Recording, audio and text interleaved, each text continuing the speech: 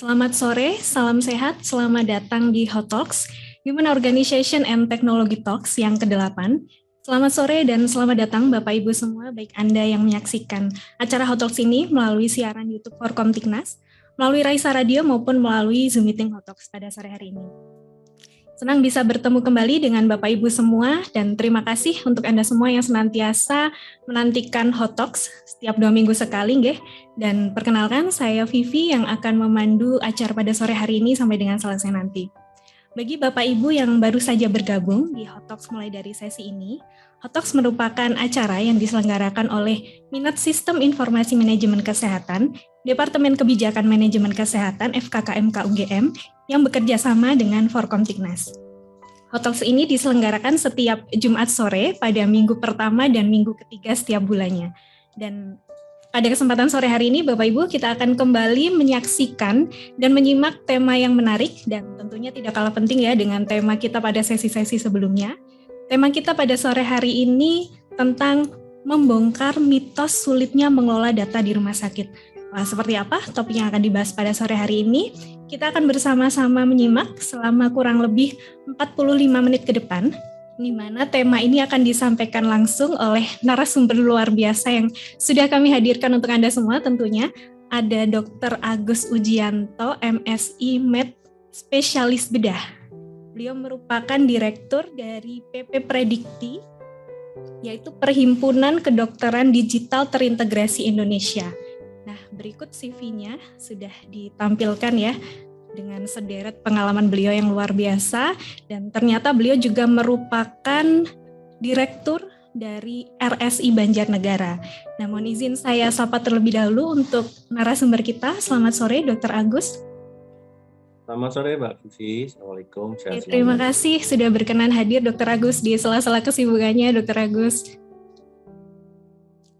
Sore. Dan pada sore hari ini, Dr. Agus akan ditemani oleh moderator kita, ya sosok yang luar biasa yang namanya juga sudah tidak asing lagi. Ada Pak Anis Watgea dari Departemen Biostatistik, Epidemiologi and Population Health FKKMK UGM.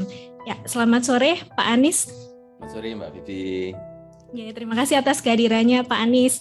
Dan baik, selanjutnya kami silakan untuk Anda semua bisa bergabung, Bapak Ibu, selamat menyimak. Apabila nanti ada pertanyaan, silakan bisa menyampaikan pertanyaan melalui kolom chat atau boleh juga bertanya, berdiskusi secara langsung dengan raise hand terlebih dahulu. Baik, waktu disilakan untuk Pak Anis. Monggo Pak Anis. Oke, makasih Mbak Vivi. Selamat sore semuanya. Assalamualaikum warahmatullahi wabarakatuh.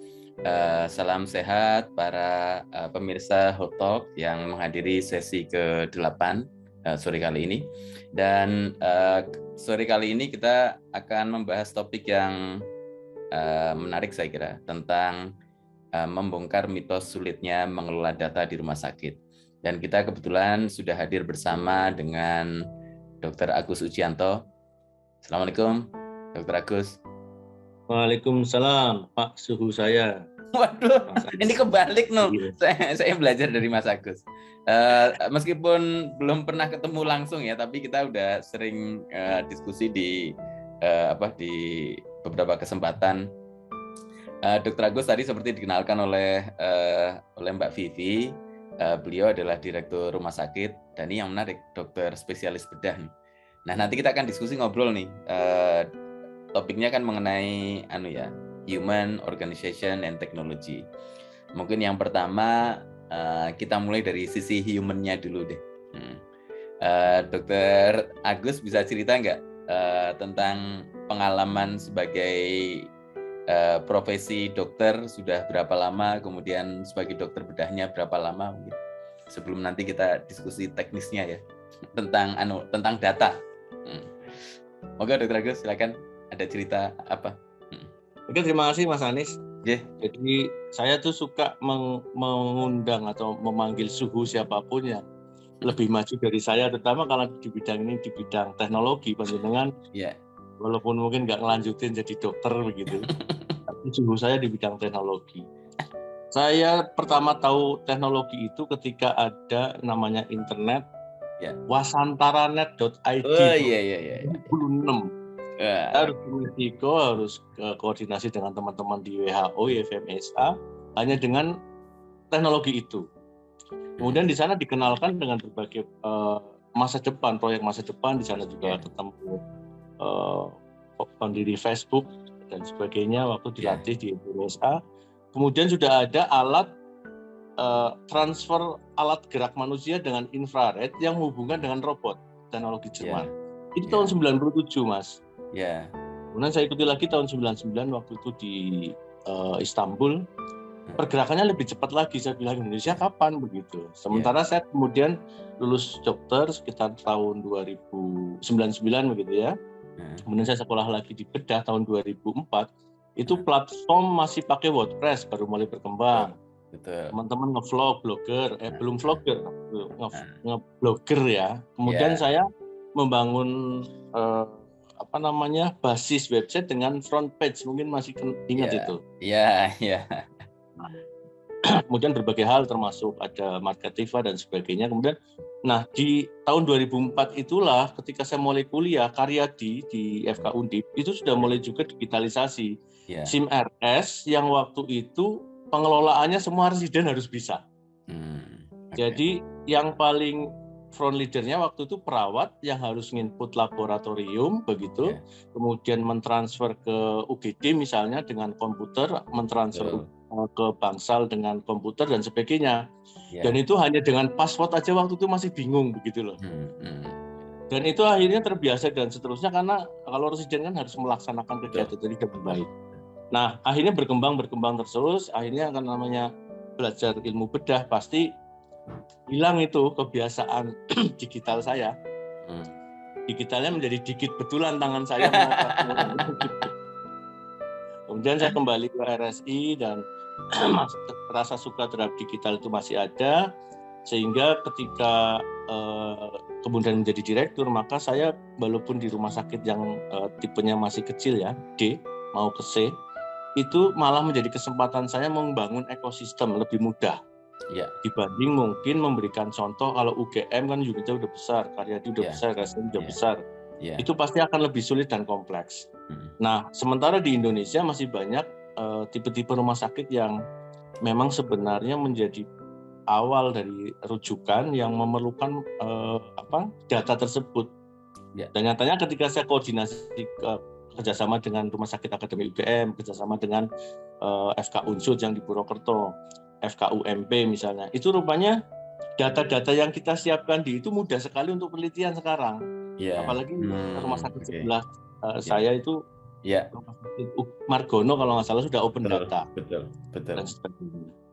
Dan itu yang menyebabkan saya ketika mengikuti seminarnya Mas Anies dan lain-lain, kemudian ketemu Prof. Daryo di Forkompitnas, akhirnya saya kayak merasakan kawanan kembali begitu. Kemudian berdirilah Predikti. Kebetulan ke depan pasti digitalisasi di kedokteran akan bertambah. Mungkin awalnya seperti itu, Mas. Oke, wah ini kelihatannya kok ada beberapa pengalaman yang mirip ya. Saya kira mungkin beberapa teman-teman generasi kita yang mungkin seumur ya, mungkin mengalami internet itu ya, mengalami tadi ya Wasantara itu saya kira juga itu pengalaman pertama saya kenal internet juga demikian.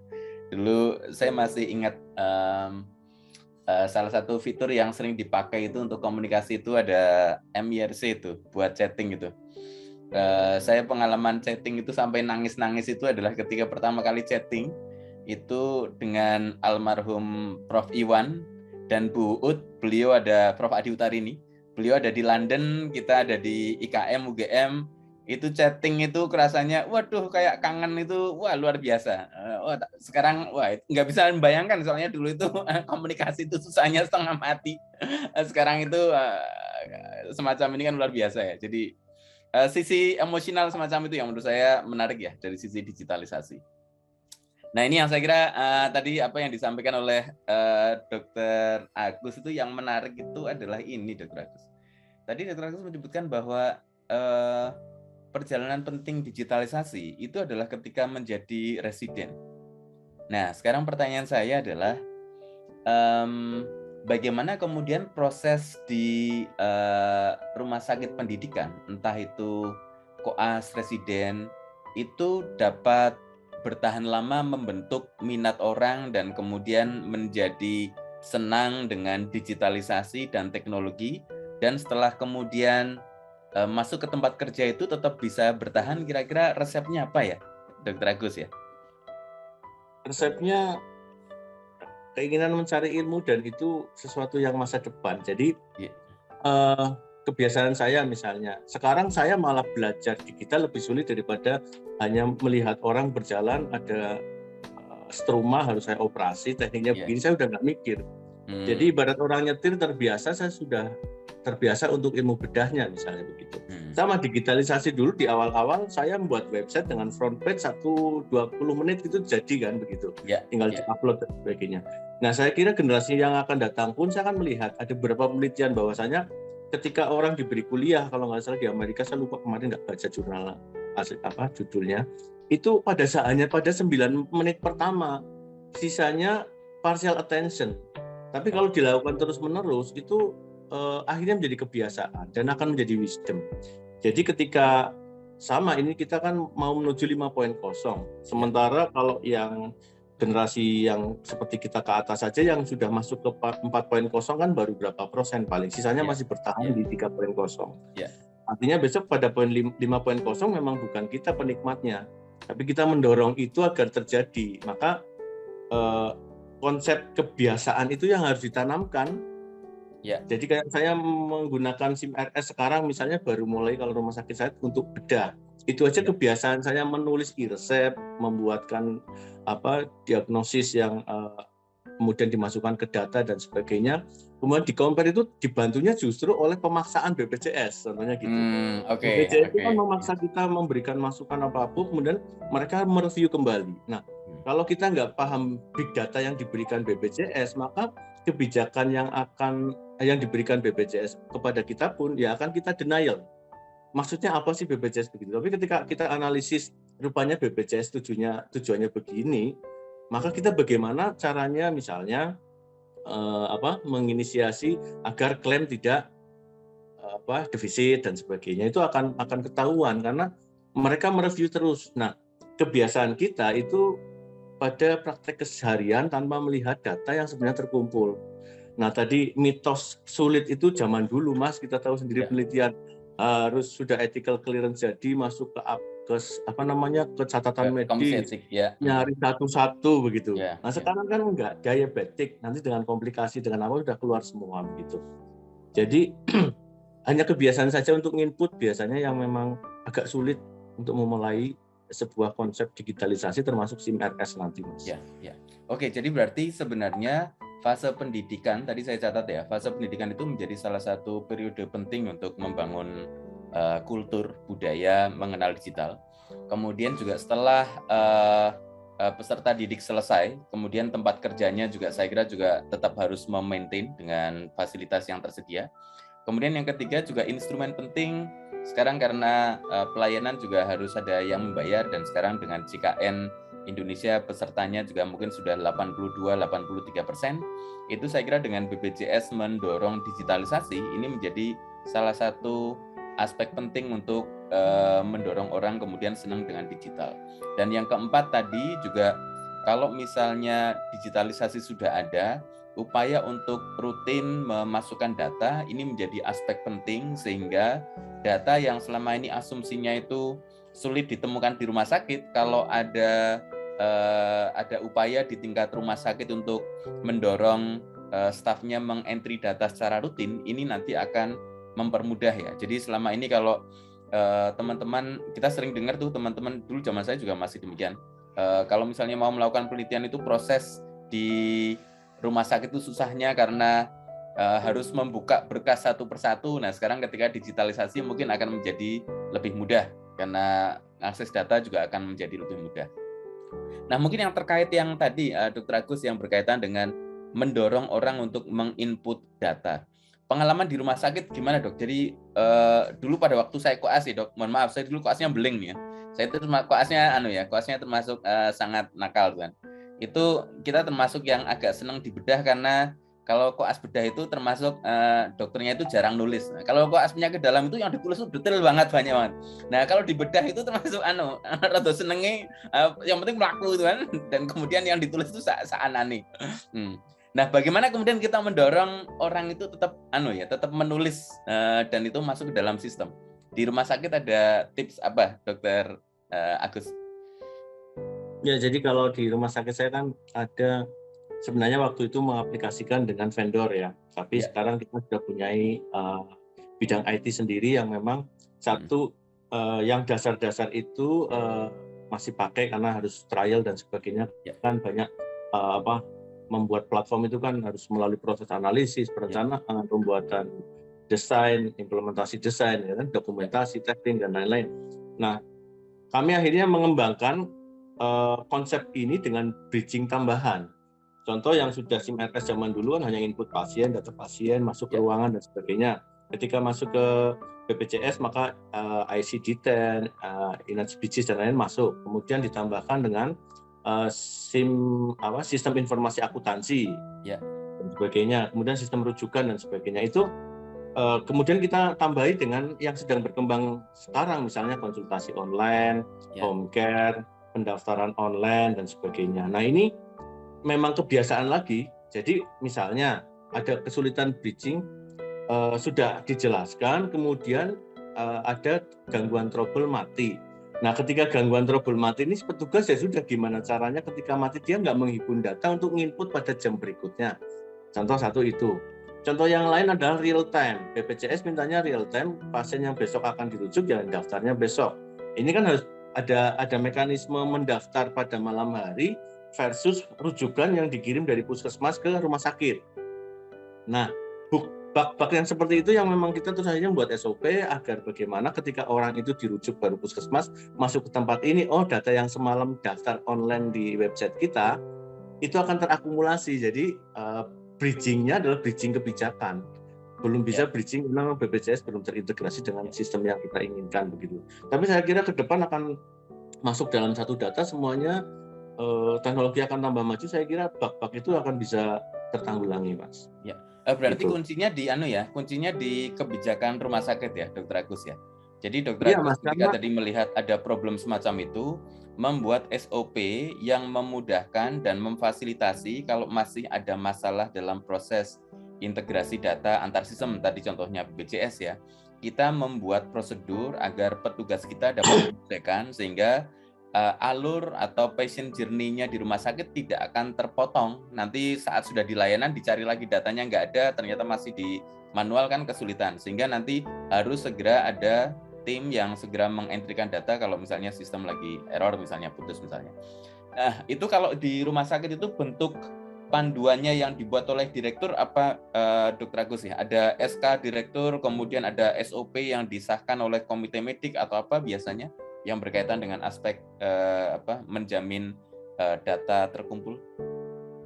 Ya, jadi saya pertama membuat pedoman dari cara tata laksana input data, kemudian disebut di SOP-kan oleh IT, kemudian sosialisasi kepada unit-unit terkait yang siap.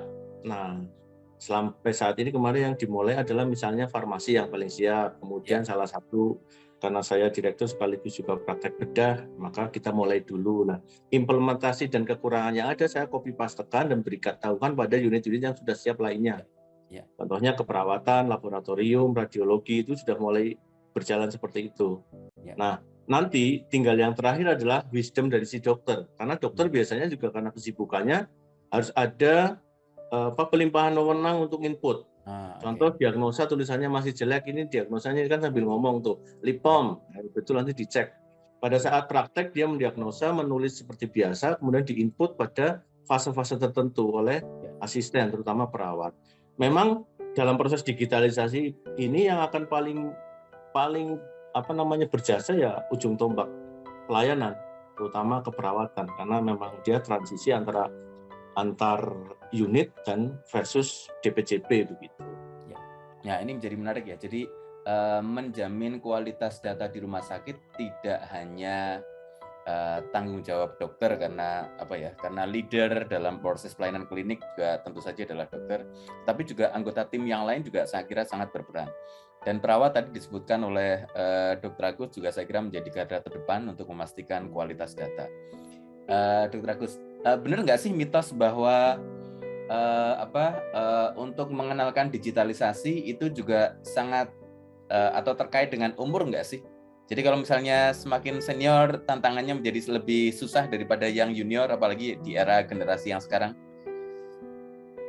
Iya Mas, pasti kalau tidak ada niat. Tapi kalau ini rasa suka ada, makanya kemarin ketika kita membuat CPO di masing-masing unit rupanya sulit, kita bawakan si dokter itu dengan tab misalnya.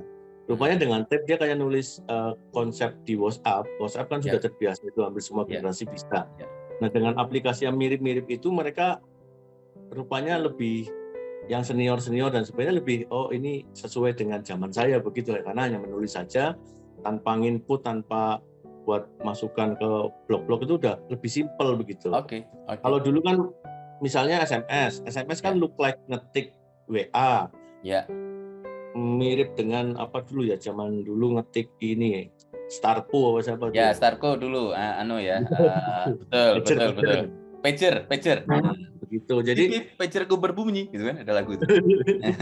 Jadi transformasi itu ya memang harus menyesuaikan sih. Ya. Jadi saya pikir ke depan kode etik ya karena masalah begitu saja, karena kita nggak tahu teknologi yang menggeser kebiasaan, maka kode etik dan regulasinya juga belum siap, karena humaniora daripada teknologi ini kan perlu penerjemahan. Ya. Orang sudah pernah biasa konsul di saat pendidikan dengan WhatsApp, telepon, waktu itu belum ada video call dan sebagainya, sudah terbiasa dan bisa mengimplementasikan SBAR kan, situasi background assessment dan rekomendasinya bagaimana. Nah sekarang ketika teknologinya ada, kok menjadi dibahas lagi, padahal itu sudah kebiasaan gitu. Jadi tinggal nanti wisdom daripada kesepakatan kita begitu di era seperti ini. Ya. Berarti ini ada dua pertanyaan menarik dari Pak Muhammad Alkaf nih, nanti juga sekalian kita tanyakan ya. Isunya juga saya kira menarik terkait dengan regulasi, terkait dengan penyesuaian. Nah, saya mungkin tanya satu lagi Dr. Agus. Kalau di RSI Banjarnegara itu statusnya rekam medis elektroniknya itu kita sudah full elektronik untuk sebagian tertentu atau masih ada hibrid ya? Jadi ada yang di kertas, ada yang di elektronik, atau mungkin di sebagian tertentu elektronik semua, nanti kalau yang mau butuh kertas tinggal di print, dimasukkan ke dalam berkas. Saat ini situasinya seperti apa, Dr. Agus? Ya kan, kalau yang sifatnya sudah integrated dan diakui itu kan kayak laboratorium, ronsen, jadi alat-alat yang dianggap penunjang, pemeriksaan penunjang, itu sebenarnya sudah hibrid dari dulu kan. Ya. Nah, itu bisa di-print, orang tidak ribut kan begitu. Ya, betul. Nah, yang jadi masalah ya ketika kita menulis dan sebagainya, kita bentukan dalam bentuk file begitu, orang belum terbiasa. Betul. Jadi sebenarnya teknologi ini berjalan bersama. Nah, karena ini belum siap, si dokter itu tulisannya itu berbentuk seperti paket analyzer daripada hematologi misalnya kan begitu. Ya. Kan dokternya cuma ngikut itu sensitivitas sama spesifisitas hematologi analyzer, yang keluar dokter mereka nggak mungkin benar salah. Hanya ngertinya kalibrasinya sudah sesuai, tanda tangan doang. Nah, bedanya adalah ketika kita yang sekarang yang praktek JPJP ini versus itu. Jadi kita masih menulis, saya memang kalau di sini belum all. Jadi belum diketik semuanya dan sebagainya, belum sampai ke seperti model HL7 Snowmed City atau dari Singapura itu kan belum. Si dokter tuh tinggal ngeklik keluhan, diagnosa apa semua ada semua, kemudian hanya kayak cawang-cawang begitu ditambah pemeriksaan. Kita belum sampai ke situ. Jadi masih sebagian, karena saya baru 2-3 unit lah yang saya aplikasikan. Oke, ya ini menarik Dr. Agus. Jadi saya kira situasi di Rumah Sakit Islam Banjarnegara mungkin juga mencerminkan banyak rumah sakit kita di Indonesia. Memang di Indonesia ada rumah sakit, kemarin ada Rumah Sakit Pondok Indah yang telah tersertifikasi MRAM level 6 ya. MRAM EMR adoption modelnya dari HIMSS itu kan level tertinggi adalah level yang 7.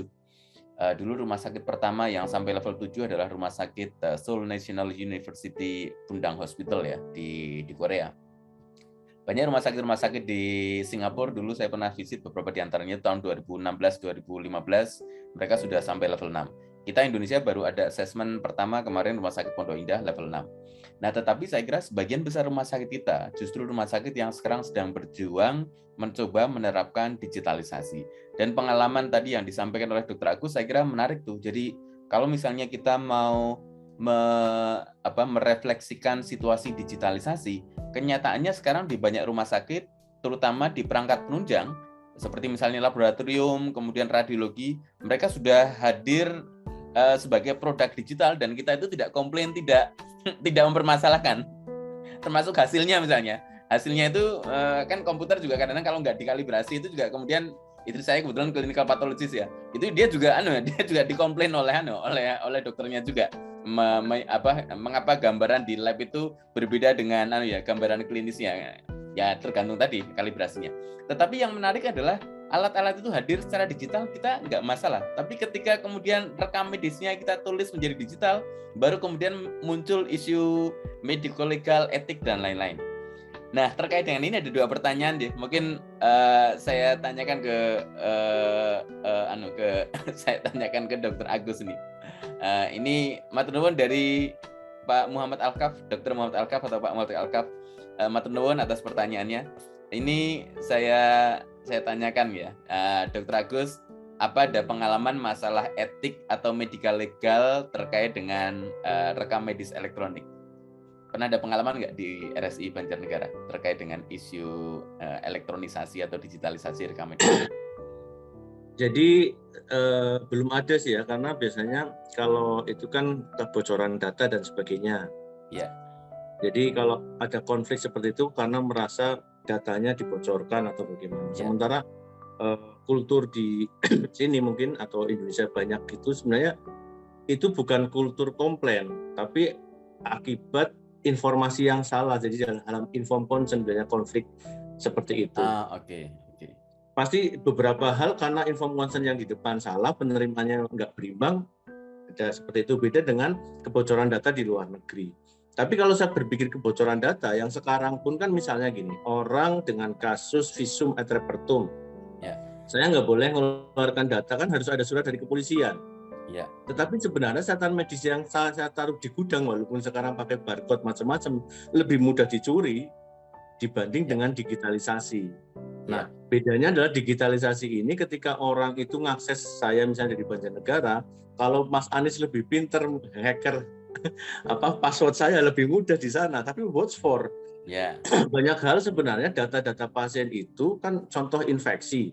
Kalau dulu di close, kalau sekarang orang infeksi harus dibilangin itu orang kena AIDS, itu orang kena TB. Tapi memang tertutup biar bahkan misalnya kan kalau dalam anekdot AIDS itu kan orang Indonesia kalau kena AIDS malah diem-diem biar semuanya ketularan. Tapi kalau orang luar negeri saya kena AIDS, apakah kamu mau having love with me kan gitu kalau dalam pelatihan AIDS zaman dulu itu. Jadi itu kan masalah kultur. Sama dengan data. Saya kadang-kadang mikir yang ditakutkan dari kebocoran data itu apa? Kalau untuk orang misalnya gini, di UGM atau di Yogyakarta banyak orang dengan gula, kebocoran datanya kira-kira untuk apa sih gitu?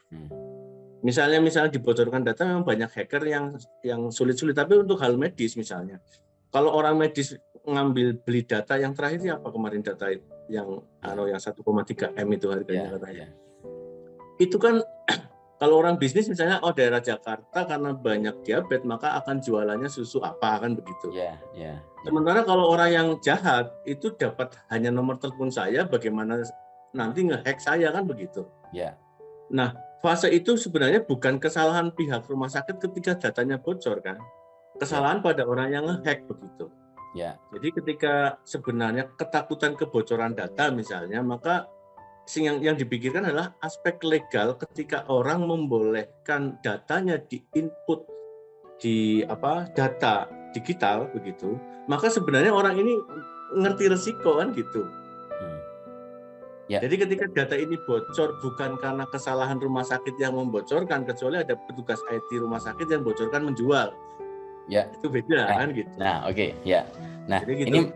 ini menarik. Ini ini tadi kan ketika kita konteksnya adalah bahwa sampai saat ini kebetulan alhamdulillah belum pernah ada kasus tentang data bocor, kemudian alhamdulillah sistem elektronik kita relatif aman, dan kemudian juga sebenarnya dari sisi digitalisasi mungkin relatif tidak berisiko untuk kebocoran dibandingkan yang sistem manual ya.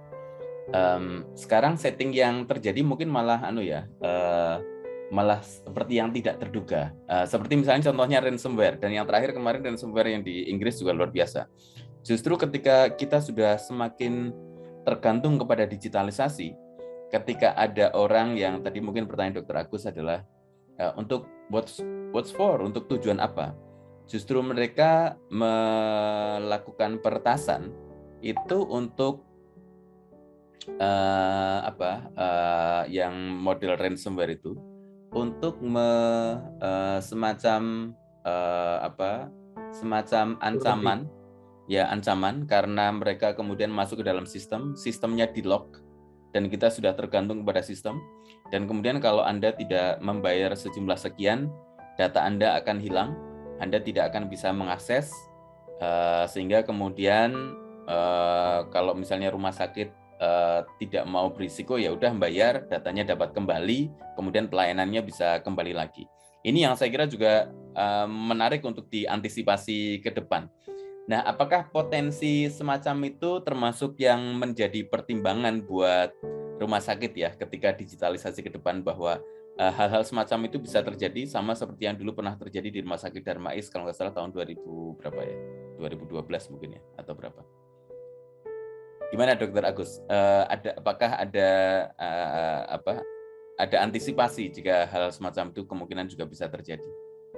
Ya, saya kira ke depan memang harus disiapkan. Yang pertama, karena kita akan melakukan digitalisasi di rumah sakit, maka setiap pasien itu harus menyadari ketika masuk sebuah rumah sakit atau pelayanan kesehatan, ngerti datanya masuk digital.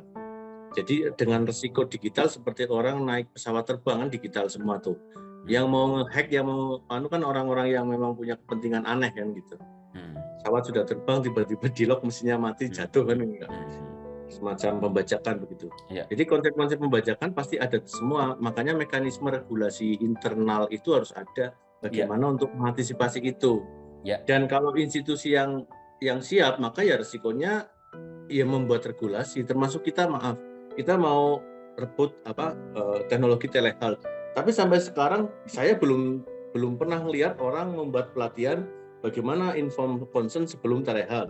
Ya. Dan kondisinya belum ada pelatihan, kompetensinya belum ada. Ini kita harus pikirkan. Makanya tadi ketika ada di fase di pendidikan, maka kan semuanya itu belum pure untuk praktek. Ya. Ketika kebiasaan di dalam pendidikan itu kan akan disupervisi terus. Orang yang melakukan kesalahan input digital siapa, report digitalnya salah, kan jejaknya jelas ada. Nah itu kalau di pendidikan masih bisa di research terus kelemahannya. Tapi kalau sudah di rumah sakit sekarang mau aplikasi, maka resikonya ya memang rumah sakit tersebut yang akan kan motif-motif kejahatan di bidang digital sudah mulai diketahui itu, jual beli data macam-macam begitu. Ya. Oke. Nah, baik. Nah, sekarang kita mungkin masuk yang lebih detail mengenai data ya. Tadi kan kita sudah mulai diskusi tentang proses mentransformasi di rumah sakit juga kemudian digitalisasi bertahap sehingga nanti dapat menjadi data yang dapat digunakan secara mudah. Dr. Agus bisa cerita lebih lanjut nggak untuk tadi 2 atau 3 unit yang sudah mulai digitalisasi, kira-kira manfaat apa yang paling penting berkaitan dengan data yang sekarang sudah terkumpul dan menjadi digital? Apa bedanya dengan unit-unit lain di rumah sakit yang belum mulai digitalisasi? Kelihatan di mananya sih keunggulannya ketika suatu unit sudah digitalisasi terkait dengan pemanfaatan datanya atau penggunaan datanya untuk meningkatkan kinerja rumah sakit atau kinerja pelayanan klinisnya? Ada pengalamannya nggak? Ya, awalnya saya hanya simpel ketika semua pendaftaran itu terdistribusi berdasarkan poliklinik. Saya sebagai direktur dari data yang kasar itu aja tahu, oh klinik mana, unit mana yang belum ramai pasien. Kemudian saya akan membuat program kegiatan di unit tersebut, begitu. Ada unit yang sudah mulai ramai, misalnya laboratorium, apotek. Antrian semakin panjang, respon time pemberian obat atau respon time pelayanan baik UGD,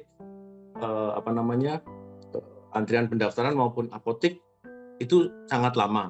Maka saya membuat program lain, tambahan ada layanan antar obat. Kemudian ada juga pendaftaran online tadi, atau bahkan laboratorium saya sekarang membuat drive-thru. Tidak hanya untuk PCR drive-thru, tapi laboratorium bisa drive-thru dan sebagainya. Jadi hal-hal seperti itu untuk membantu kebijakan. Belum lagi kalau untuk penelitian beberapa kali yang misalnya aspek waktu itu ada dari UMP, seorang klinikus, beserta dosen, meneliti datanya apa. Saya sudah memberikan data untuk masalah pasien diabetik dengan ulkus kronis misalnya, pas perawatan di rumah sakit, mana yang long of stay-nya panjang versus yang home care. Nah itu kan juga menjadi kebijakan saya itu. Kapan si pasien itu setelah saya diberi demam, mampu melawat lukanya dengan baik, kemudian diinform concern bahwasanya luka daripada nekrose itu nggak bisa 1-2 minggu, maka harus perawatan di rumah. Dan dia kontrol sebulan kemudian dengan mendapatkan obat sesuai jadwal oleh BPJS terus berlanjut, perawatan luka bisa efisien di rumah dan kita tidak over daripada budget. Contohnya seperti itu. Oke. Jadi tadi sudah disebutkan ya. Jadi teman-teman yang hadir di sini kita sudah mendengar ya. Jadi untuk rumah sakit yang sudah mencoba melakukan digitalisasi, saya kira menjadi penting untuk bekerja sama dengan para orang yang concern dengan data. Tadi contohnya ya, kerjasama dengan dosen atau salah satu pihak lain yang memang ada kepentingan untuk mengelola data, sehingga kita nanti dapat membuat temuan atau inovasi yang terkait dengan memperbaiki proses pelayanan. Tadi pelayanan contohnya adalah pasca pelayanan di rumah sakit, pasien diabetes dan lain-lain, sehingga nanti akan lebih efisien. Pasien kalau perlu ya dipulangkan dulu aja daripada lama-lama di rumah sakit nunggu misalnya, ya udah nanti balik lagi dengan home care-nya di support misalnya. Nah ini yang saya kira juga menarik ya. Jadi saya kira contoh-contoh lain dugaan saya itu banyak. Asalkan data di rumah sakit sudah tersedia dan kita bisa bermitra dengan teman yang orang yang concern dengan data, asalkan data juga sudah diatur pengelolaannya. Jadi kalau misalnya kita memberikan data kepada pihak di luar rumah sakit untuk menganalisis, tentu saja harus dipastikan diidentifikasi ya, dianonimkan, sehingga nanti tetap kita hargai privasi, kerahasiaan pasien. Tapi ketika teman yang menganalisis itu dapat memberikan masukan yang baik buat pelayanan, ya saya kira rumah sakit akan happy. Nah, kalau terkait dengan kebutuhan atau ketersediaan teman-teman yang menganalisis data, kalau secara internal di rumah sakit kita memiliki profil profesi atau orang-orang tersebut, atau lebih baik kita bermitra dengan pihak luar, Dr. Agus ya? Kalau misalnya untuk kepentingan mendayagunakan atau mengoptimalkan data yang sudah terkumpul secara digital di rumah sakit. Tergantung tujuan dan konsep yang dikembangkan. Kalau memang untuk kebijakan sendiri, minta aja konsultan bisa. Tapi ya kan bayar begitu. Kalau saya pada cenderung melatih teman-teman, saya buatkan lead bank, saya buat surat tugas, tolong buat data tentang long of stay penyakit ini berbanding penyakit ini versus biaya begitu misalnya, atau plan BPJS gitu. Nanti akan masuk ke input saya, atau versus keluhan pasien terhadap tadi layanan-layanan sudah kita kembangkan akibat data tersebut. Saya membuat lead bank, Mas. Jadi lead bank itu harus laporan ke saya tiap minggu. Nah ini saya kira menarik buat teman-teman ya. Jadi sebagai direktur rumah sakit, Dr. Arif, Dr. Agus kemudian juga menjelaskan tentang bagaimana ada unit di rumah sakit yang kemudian memanfaatkan data tersebut. Nah, apakah di lead bank tersebut juga bekerja sama dengan unit IT untuk melakukan konversi data yang sifatnya rutin, kemudian nanti dijadikan report yang secara otomatis menjadi dashboard atau produk lain yang nanti secara periodik dihasilkan, atau lebih kepada on-demand request ya? Sekarang minta apa, atau ada hasil dari on-demand request kemudian dirutinkan menjadi dashboard atau laporan yang nanti secara periodik sediakan kepada pimpinan atau pihak yang membutuhkan? Ya, sampai saat ini sudah ada beberapa misalnya kebijakan dan on dashboard yang sudah online. Ya. Saya bisa ngeklik lewat website dengan password tertentu atau pegawai tertentu, kumnya sudah berapa begitu misalnya, atau capaian kinerjanya sudah masuk berapa, sudah masuk, bisa saya akses oleh direktur. Nah, ke depan memang tugas-tugas itu kalau sudah terbiasa, itu mereka akan mengetahui datanya itu sendiri di unitnya masing-masing. Jadi seperti laboratorium kapan menyediakan regen yang harusnya habis karena memang datanya ini rupanya trennya di sini adalah penyakit ini yang harus disiapkan. Mereka akan cepat input untuk manajemen regen apa yang harus disiapkan untuk lebih cepat menyediakan sehingga tidak ada keterbatasan regen saat dibutuhkan. Contohnya seperti itu. Ya, baik. Jadi menarik ya. Betul. Bertahap memang, Mas. Ya, betul. Ya, jadi teman-teman yang hadir di Hottalk ya, kita bisa melihat bahwa ini contoh bagaimana rumah sakit kemudian dengan kewenangan Dr. Agus sebagai pimpinan rumah sakit mendayagunakan resources-nya, mendayagunakan SDM-nya, mendayagunakan unitnya. Kemudian kalau ada produk yang kemudian akan dihasilkan secara rutin untuk memantau kinerja rumah sakit, nanti dijadikan dashboard, sehingga dashboard tersebut dapat membantu pimpinan rumah sakit untuk memantau kinerja, entah kinerja staf, kinerja unit, sehingga data yang terkumpul menjadi bermanfaat. Nah, ini yang saya kira relevan dengan orang saat ini ketika bicara data itu adalah new oil, data itu adalah minyak baru atau sangat valuable. Kalau misalnya kita mulai memperbaiki dari depan, tadi kan kita diskusi itu di depan, memperbaikinya bahwa budaya kita sekarang menjadi digital, kemudian semuanya didorong menjadi digitalisasi, tapi juga kita memperhatikan resources bertahap, dan kalaupun sudah ada proses untuk memanfaatkan data. Nah, Dr. Agus, kita masih ada waktu sekitar 15 menit terakhir. Saya membacakan beberapa pertanyaan dari teman-teman. Moga-moga berkenan untuk mendiskusikan ya. Tapi nanti kalau waktunya terbatas, mungkin mohon maaf bagi teman-teman yang pertanyaannya tidak sempat kita diskusikan. Mungkin yang pertama saya pilih dari Ibu Intan Ningtyas atau Mbak Intan Ningtyas. Ini, dokter izin tanya, bagaimana cara mengkolaborasikan elektronik rekammedik atau IRM rumah sakit dengan kelengkapan rekammedik sesuai dengan standar akreditasi, terutama akreditasi tahun 2022. Silakan Dr. Agus. Ya, jadi kemarin saya retrospektif karena Starkes itu kan beda dengan yang lama. Ya. Jadi standar Starkes kita siapkan, kemudian kita baru berhasil paripurna kemarin dengan LARSI juga. Nah, data itu akhirnya menjadi data bersama, bahkan kita kembangkan dengan LARSI. Ini bisa untuk menjadi data ke depan untuk medical record begitu. Karena saya kan masih bridging antara medical record sebagian dan sebagian masih tulis begitu ya, masih konvensional, masih tradisional begitu. Jadi ini memang sedang shifting ke arah apa yang kemarin dievaluasi. Jadi kalau kemarin sih semua yang sudah dibuat SOP dan sebagainya kan sudah diupload. Nah, hasil uploadan itu kan juga ke data di LARSI, kemudian di-feedback-kan ke kita begitu. Nah, feedback ke kita ini yang kekurangan input misalnya kayak barcode, kayak pertanyaan bagaimana pembuatan barcode dan sebagainya, saya lakukan secara bertahap. Barcode sekarang hanya untuk kebijakan dulu, misalnya untuk surat menyurat dan sebagainya, belum sampai ke dokter DPCP, karena DPCP juga belum semuanya siap.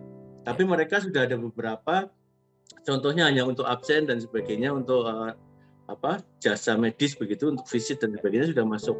Tapi untuk yang sifatnya instruksional begitu, yang sifatnya SOAP gitu misalnya atau SBAR itu masih 50-50, belum bridging semuanya. Ya. Jadi untuk yang SOAP, dokter masih membatasi entry data ke sistem berdasarkan user, password, ada PIN, ada OTP enggak, Dok? Atau masih user password seperti biasa? Masih user password. Ya. Dan mereka masih menulis di rekam medis yang masih kertas juga diisikan ya? Masih di kertas, karena masih di kertas. Ya, karena bridging-nya belum selesai saya. Ya.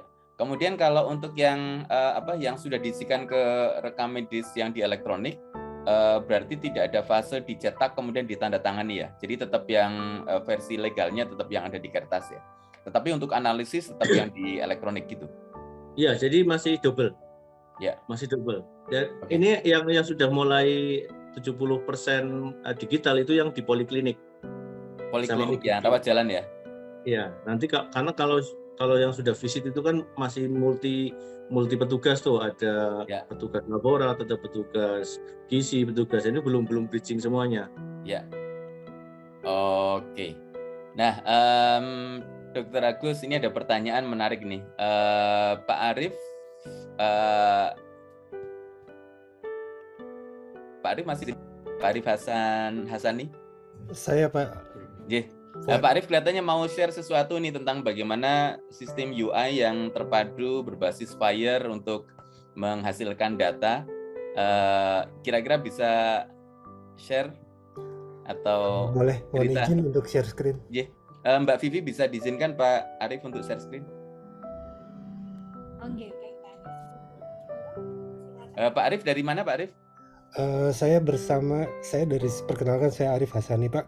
Saya bersama Dr. Ahmad. Kalau Pak Dr. Ahmad Hidayat, beliau dari sisi medical, saya dari sisi teknologinya Pak. Oke, silakan.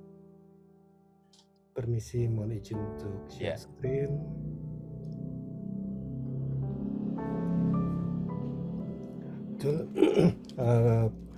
Pertama, maaf saya sedikit lompat ke dalam teknologi yang sudah di ujung, tetapi saya masih baby step, masih langkah kecil sekali. Saya ingin menampilkan bahwa pertama kita menggunakan spesifikasi FHIR HL7. Ini yang sudah digunakan karena kebetulan saya programmer. Saya mempunyai prototipe, tentunya menggunakan sampel data. Sampel data ini adalah sampel data yang sudah di-generate mengikuti standar, yaitu menggunakan Synthea.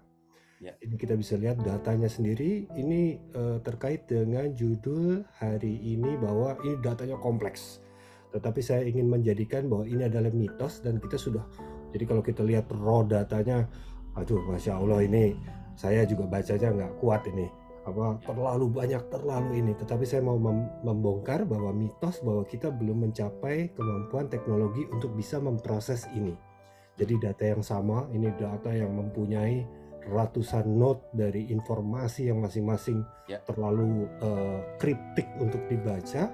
Kami sudah bisa untuk memproses di dalam negeri untuk bisa ini saya drop, saya sudah punya UI yang data kosong, data yang sama yang kompleks tadi, saya sudah bisa olah dan langsung diparsing menjadi satu UI.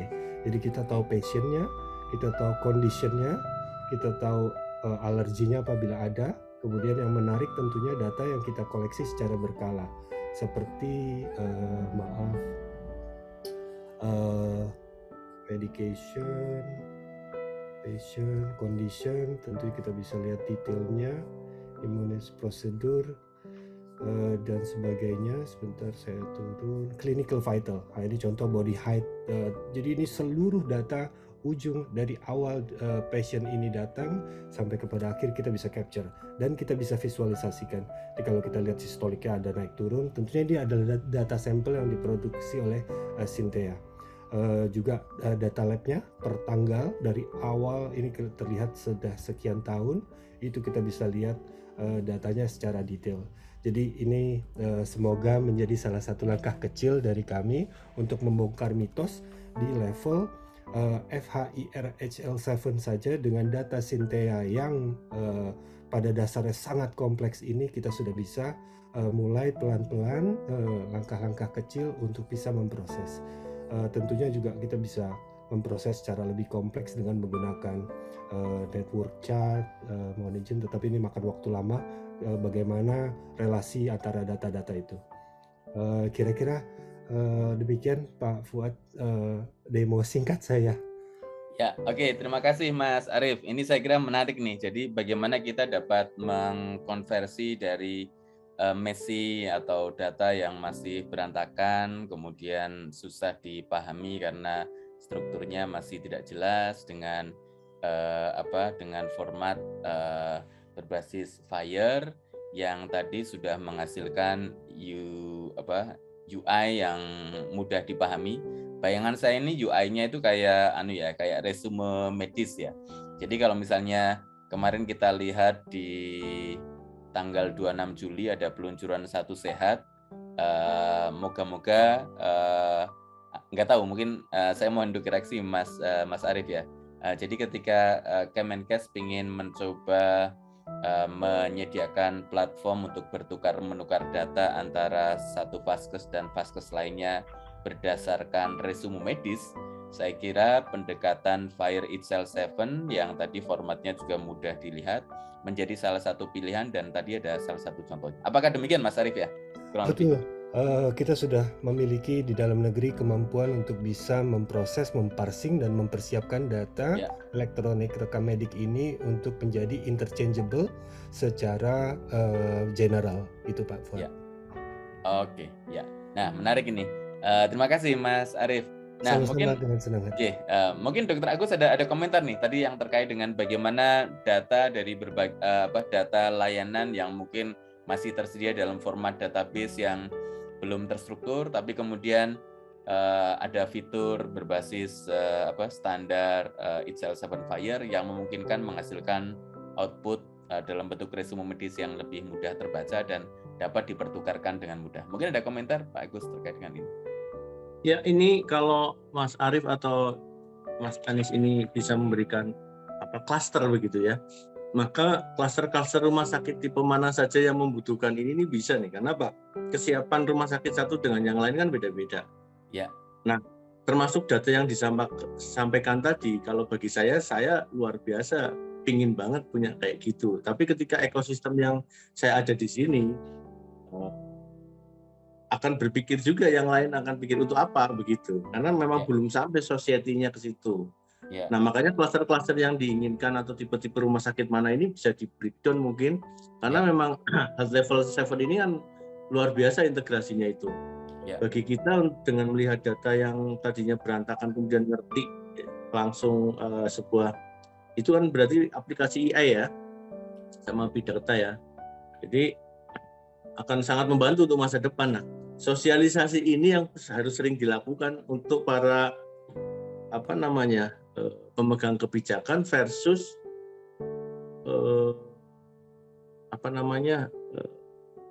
ekosistem yang ada di tempat gitu loh. Di kesiapannya kan pasti nih, dokternya belum siap ngapain buat itu. Saya hanya tahu orang kena tipe aja udah bidal sama ini aja begitu kan, seperti itu. Itu kan di Indonesia klaster-klaster rumah sakit di daerah, klasteran masih banyak segmentasinya begitu. Mungkin kalau enggak nih si IT saya nih ngerti nih. Yang kemarin saya minta masukan Mas dengan implikasi yang ada di RSI versus yang tadi disampaikan Mas Arief Hasani. Mas Imam mungkin bisa open mic, silakan Mas Imam.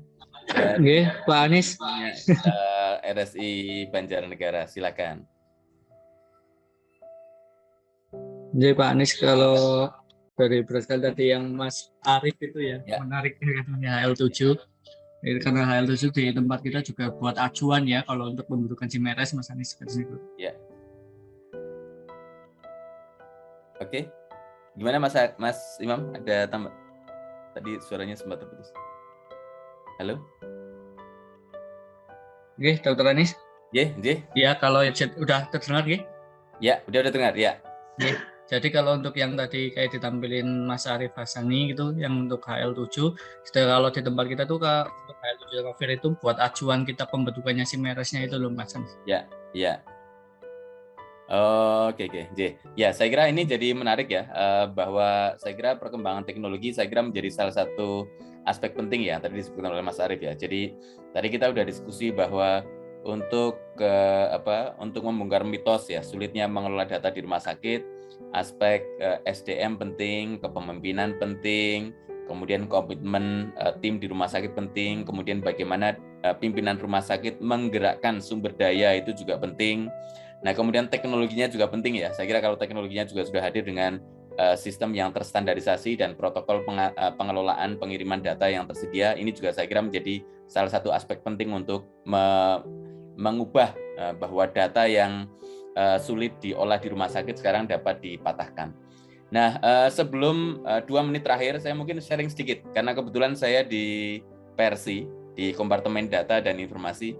Mungkin saya sharing sedikit tentang tadi yang disinggung oleh Dr. Agus ya.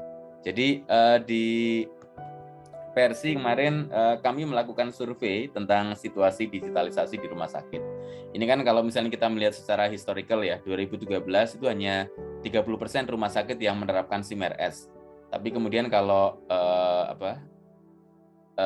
kalau misalnya data yang sudah kelihatan belum ya slide saya? Sudah terlihat. Sudah kelihatan ya. Jadi kalau misalnya 2013 rumah sakit yang menerapkan SIM-RS itu masih sekitar 30-an persen. Tadi Dr. Agus juga saya mengamini ya, dengan adanya JKN yang menerapkan SIM-RS jadi naik. Pandemi itu juga naik lagi. Nah, tantangannya adalah setelah pandemi itu seperti apa? Nah, kemarin kami surveinya itu yang tahun 2022 ya, bulan Maret. Memang rumah sakit yang menerapkan billing system ini ya sudah 80% ya, lebih lah. Memang ada yang belum optimal ini, tapi banyak yang sudah optimal. Tetapi kalau mau masuk ke rekam medis elektronik, Dr. Agus jadi benar tuh. Jadi yang menerapkan EMR ini jumlahnya menurun dari 80% menjadi sekitar 50%. Tetapi yang 50% yang optimal itu menjadi lebih sedikit lagi, hanya sekitar 15%. Nah, ini yang saya kira ini menjadi kunci penting, terutama rumah sakit yang siap nanti menerapkan teknologi yang baru dan SDM-nya saya kira sudah oke. Dan mungkin banyak rumah sakit yang masih belum, mungkin yang baru berencana membangun yang tahun ini, atau bahkan masih ada yang belum. Nah, bagi yang belum sama sekali, mungkin juga kalau misalnya sudah mempertimbangkan pentingnya, mungkin bisa langsung melompat sekalian. Teknologinya kita siapkan, SDM-nya kita siapkan, sumber dayanya keuangan kita siapkan. Nah, itu yang saya kira menarik. Nah, kemarin di survei itu juga kita melihat lebih detail fitur-fitur apa yang sudah ada, dan ini saya kira relevan dengan tadi apa yang kita diskusikan ya. Jadi bahwa rumah sakit pun yang menerapkan digitalisasi, ternyata komponen ini memang betul ya. Setelah sistem informasi demografis, ternyata komponen radiologi dalam lab termasuk hal yang paling banyak ditemukan secara digital. Di luar yang komponen yang tadi ya, yang diisikan secara kertas. Nah, ini yang saya kira menurut saya situasi tadi, mungkin singkatan dari Dr. Agus apa tadi? Situasi SB apa Pak Agus? Situasi background, assessment dan rekomendasinya. Ya, situasi B-nya apa? Background, latar belakang. Situasi, background, assessment dan rekomendasi. Nah, ini yang saya kira bagian ini menurut saya menarik ya dari hasil diskusi ini. Banyak hal yang saya kira itu direfleksikan oleh situasi sistem kesehatan kita. Dari salah satu contoh ya, Rumah Sakit Banjarnegara. Mungkin kita perlu sesi bareng tuh. Ada Rumah Sakit Banjarnegara, Rumah Sakit Pondok Indah, Rumah Sakit vertikal mana. Kemudian kita duduk bersama, inilah gambaran Indonesia. Jadi saya kira biar kita bisa melihat saling bantu-membantu satu sama lain. Nah, terkait dengan ini saya juga ingin share sedikit. Bentar lagi kami di Persi itu akan membuat suatu program sebenarnya.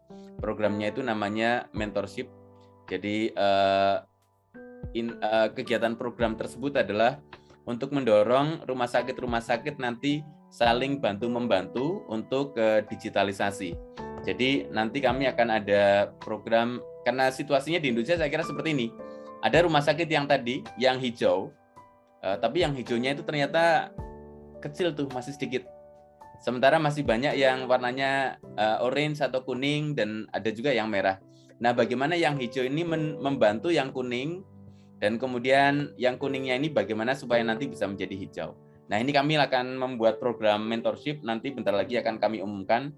Nah, moga-moga nanti rumah sakit yang siap terlibat dalam kegiatan mentorship, moga-moga nanti dapat, bentar saya lewatkan aja. Moga-moga nanti rumah sakit nanti juga saya kira ini dapat saling membantu ya. Jadi nanti dengan level yang mana, moga-moga nanti digitalisasi kita menjadi lebih baik dan memanfaatkan data juga menjadi lebih baik, dan harapannya nanti teman-teman yang masuk rumah sakit sudah mitos bahwa rumah sakit itu hanya tempat gudang data dan tidak diolah itu nanti saya kira bisa terhapus. Dan kita butuh champion-champion seperti Dr. Agus dan teman-teman yang lain yang dapat membantu rumah sakit kita menjadi lebih baik. Saya kira ini saja. Terima kasih Dr. Agus atas sharingnya, berbagi pengalaman. Moga-moga bermanfaat buat teman-teman yang hadir di sini.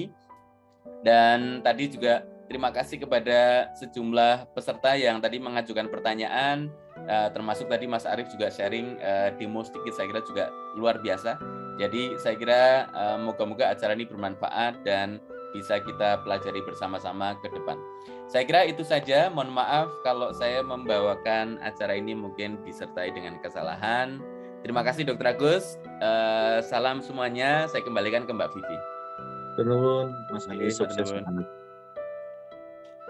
Ya, baik. Terima kasih banyak kepada Dr. Agus dan Pak Anies. Terima kasih atas sharing ilmu luar biasa dan informasi yang tentunya sangat bermanfaat nggih, tentang pengelolaan data di rumah sakit dan kompleksitasnya. Ya, ternyata banyak sekali aspek penting yang harus diupayakan seperti tadi disampaikan Pak Anies, aspek SDM, kepemimpinan, teknologi, dan komponen penting lainnya yang tentunya harus diupayakan bersama dari berbagai pihak ya, sehingga nantinya bisa mendapatkan solusi terbaik untuk mengatasi segala problematika yang mempersulit pengelolaan data di rumah sakit.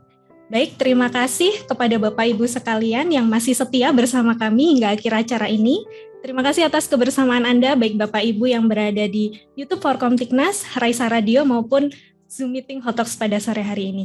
Nantikan terus edisi-edisi Hotox selanjutnya setiap 2 minggu sekali di hari Jumat sore pukul 15.30 sampai 16.30 waktu Indonesia Barat. Saya Vivi beserta tim yang bertugas mohon pamit undur diri.